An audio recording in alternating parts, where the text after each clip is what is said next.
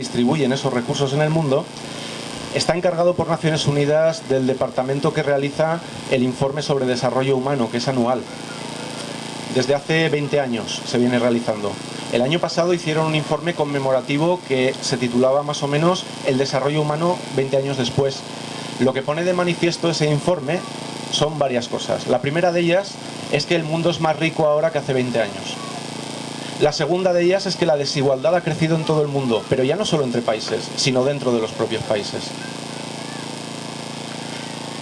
El Observatorio de Responsabilidad Social Corporativa, que es una fundación que estudia los temas de responsabilidad social corporativa en las empresas, emite cada año un informe de cómo va la situación. En el informe de 2010, efectivamente, desveló, después de la investigación, que el 80% de las empresas del IBEX 35, las empresas del IBEX 35, las 35 más fuertes, mueven en estos momentos en España, producen, contribuyen en alrededor prácticamente entre el 60 y el 70% del PIB. Sin embargo, generan entre un 5 y un 10% del empleo. Estas empresas, el 80% de ellas, tiene sedes, filiales en paraísos fiscales.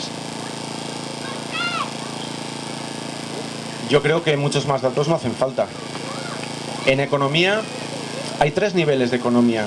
Hasta ahora, lo que ha desencadenado esta crisis es que nos hayamos fijado en 2 de ellos.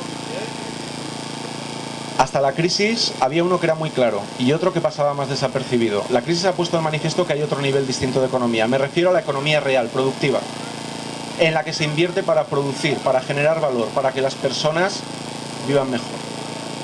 Me refiero a otra economía que es la economía financiera, la economía virtual. La crisis ha puesto de manifiesto que hay una economía virtual que mueve no 60 veces más que lo que mueve la economía productiva a nivel mundial, porque esas 60 veces más solamente son el mercado de CDS, y ese es uno de los mercados de derivados. Hay tropecientos 50.000. Pero es que lo que no ha puesto de manifiesto la crisis, y ahora hago un inciso, y os lo cuento, y entendedme, cuando esta crisis empezó, ya en 2007 se veía venir y antes, en ATAC venimos diciéndolo y advirtiéndolo desde 2003, yo me alegré. Y me alegré porque pensé, es lo que hace falta para que la gente se dé cuenta, para que los gobernantes se den cuenta y para que rectifiquemos, porque vamos al abismo. Mi sorpresa ha sido mayúscula cuando han pasado 4 años y no solamente no hemos hecho nada para dar la vuelta a esto, sino que hemos dado más vueltas de tuerca para ir por donde no debemos. Y lo que no nos han dicho todavía, y os lo voy a contar yo hoy, es que la crisis que ya está llamando a nuestras puertas es la del calor que hace. La crisis climática.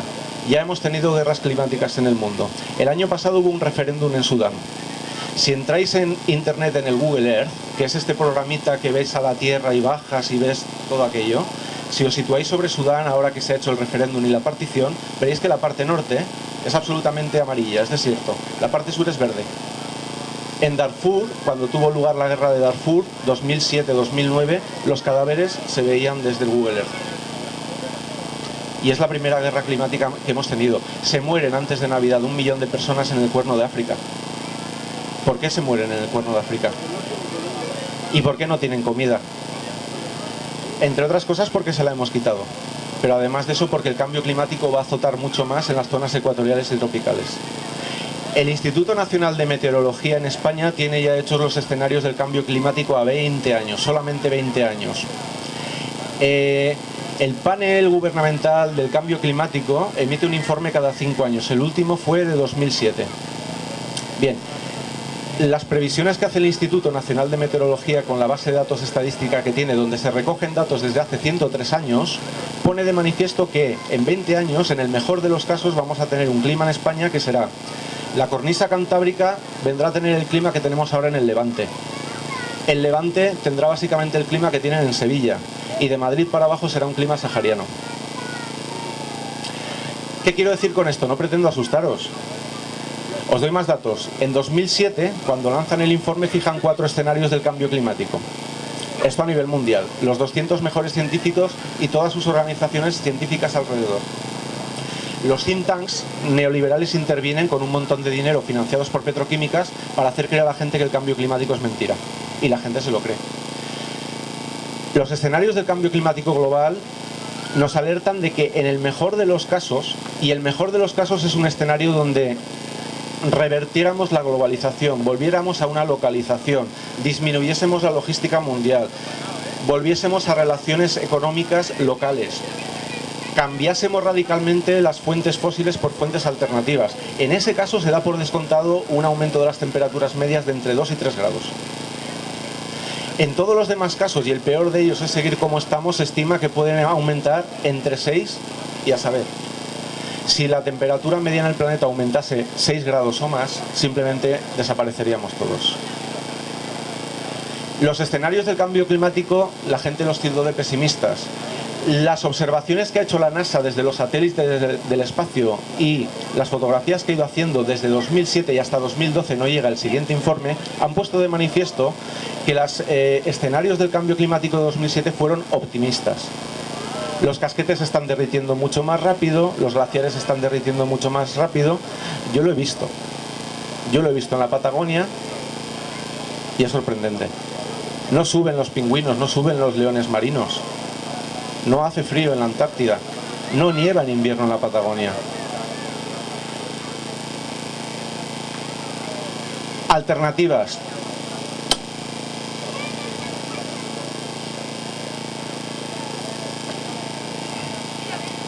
El agua. Son difíciles. Vamos a ver. Las alternativas son instrumentales. Ahora mismo lo principal es hacer frente a esta crisis económica que nos está deshaciendo. También hay que decir otra cosa, y hay que decirlo. Hay en España un 22%, entre un 22 y un 25 se estima, claro, porque es sumergida, ¿no? De economía sumergida. Quiero decir, hay más de 4 millones de personas inscritas en las filas del paro. Pero no pensemos que toda esa gente está sin trabajar. Si fuese así, esto ya habría reventado y las calles habrían ardido. No lo ha hecho porque hay economía sumergida. Y no estoy defendiendo la economía sumergida. ¿Qué hacemos? Es muy fácil, pero no van a dejar que lo hagamos. Impuesto a las transacciones financieras. Desde ATAC lo tenemos claro desde hace muchos años. A las transacciones financieras, a la especulación hay que ponerle un impuesto, hay que disuadir esa especulación, que es lo que gobierna el mundo en estos momentos. Hay que erradicar los paraísos fiscales. ¿Cómo erradicamos los paraísos fiscales? Tenemos una oportunidad. Ahora el nivel es Europa, hay que presionar en Europa. Han empezado ya a pensar y a debatir sobre una tasa a las transacciones financieras. Sospechamos y tenemos ya indicios de que la están utilizando instrumentalmente, muy distinto a lo que desde ATAC se ha propuesto. En ATAC queremos luchar contra la especulación. Desde la Unión Europea se está planteando una tasa a las transacciones financieras meramente para recaudar, para invertir en otro crecimiento. ¿Con qué nos encontramos al final? Impuesto a transacciones financieras, erradicación de paraísos fiscales, control de la economía por parte del Estado, que somos todos. Y eso es política y es poder, ya no es economía. El problema es el sistema. No nos equivoquemos con esto, no es otra cosa. Quien diga que el sistema está bien y que lo que pasa es que el Estado y que tal y cual se equivoca. El problema es el propio sistema. El medio sí es el incremento del Estado y el control sobre la economía, pero solo es el medio, no es la solución. Hay que pasar por ahí. Pero la mayor contradicción del capitalismo es la siguiente, y ahí está su talón de Aquiles. Mientras que la riqueza se produce socialmente, la distribución de la riqueza se reparte privadamente. Si analizamos, mirad, ¿cómo se genera la riqueza en cualquier estado? Se genera a partir de 4 componentes, de 3. Se genera por las rentas del trabajo, salarios, se genera por las rentas empresariales, beneficios, y se genera por las rentas impositivas, no hay más. Si analizamos los últimos 30 años, tanto en Europa como en España, como prácticamente en todo el mundo, vemos que las rentas impositivas han crecido, al final tienen que sumar 100. Las rentas impositivas han crecido un poquito. Las rentas del trabajo han caído muchísimo y las rentas empresariales han subido muchísimo. En el último informe de los técnicos del Ministerio de Hacienda pone de manifiesto una cosa, de la cual se pueden extraer 2 conclusiones. Hechos, datos. En el año 2010, la media de trabajadores españoles y pensionistas declararon unos ingresos brutos de aproximadamente 20.000 euros, no llegaban, 19.000 y pico, en media. En el mismo año, los pequeños empresarios son el 60% de nuestro tejido productivo. conformado por aproximadamente 3.300.000 empresas. Los pequeños empresarios y los profesionales liberales son arquitectos, somos economistas, somos ingenieros, somos notarios. Obtuvieron unos ingresos brutos medios de no llegaba a 12.000 euros. O una de dos. O tenemos a todos nuestros pequeños empresarios, bueno, a todos no es exagerar, a una gran mayoría para que dé esa media, y profesionales liberales como mileuristas, o tenemos unas bolsas de fraude.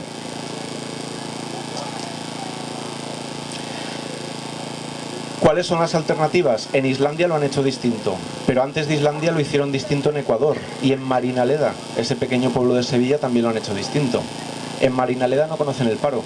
En Marinaleda dijeron, no puede ser que tal proporción de las tierras de nuestro municipio sean origen de la edad media de una concesión a los nobles.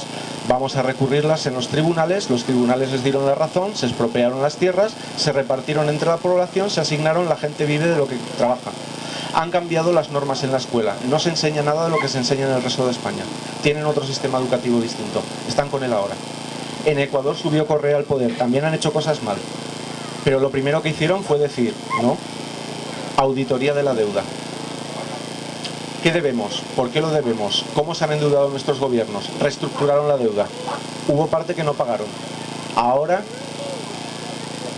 no, ya hicieron una reforma constitucional popular. ¿Cómo lo hicieron? ¿Quién apoya a Correa? El 60% del pueblo. ¿Qué ha pasado en Islandia? En vez de tirar por aquí como aquí por la tangente, se plantaron.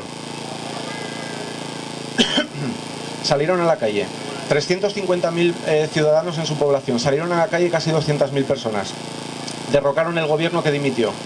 Establecieron una auditoría de la deuda. No consiguieron. Se formó un nuevo gobierno que propuso que había que pagar la deuda. Se volvieron a manifestar. No se pagó la deuda, pero se reestructuró. Pasaron de un pago de la deuda en 20 años a un 5% a un pago de la deuda en 37 años de un 3%. Que hombre, algo ayuda. Ahora están reunidos mediante asambleas y además utilizando las tecnologías de la información en asamblea constituyente. Y participan todos los ciudadanos, es libre. No lo hacen como aquí, en 15 días. Esa constitución intocable, innegociable, uy. Pero sí, la hacemos en verano y en 15 días, para que pase lo más desapercibido posible. ¿Por qué lo pudieron hacer en Islandia y por qué es más difícil aquí? Por una cuestión. Nosotros tenemos un saldo negativo en nuestra balanza comercial. ¿Qué quiere decir esto? Que somos importadores netos fundamentalmente por el consumo energético que tenemos. No tenemos fuentes de energía. Ahora un poco más con las renovables. Pero hasta hace bien poco éramos importadores de la energía que consumimos hasta en un 70-80%. Con lo cual imaginaos todo lo que tenemos que pagar al extranjero en concepto de energía. En Islandia no tienen ese problema. Sabéis que están asentados en volcanes. Ellos se alimentan geotérmicamente, aprovechan los volcanes para generar energía. Nuestro modelo productivo ha sido el ladrillo. ¿Qué ha pasado con el ladrillo? Los diferentes gobiernos del PP, luego los gobiernos del PSOE, rebajaron los impuestos a las clases más altas. Como había un boom del ladrillo extraordinario, no hay problema. Porque ¿por qué se nutre el Estado? Por el cobro de impuestos. Como estamos haciendo casas, vendiendo casas a expuertas, a cobrar impuestos. ¡Viva la Virgen! Estupendo. Ahora se ha pinchado el ladrillo. Como hemos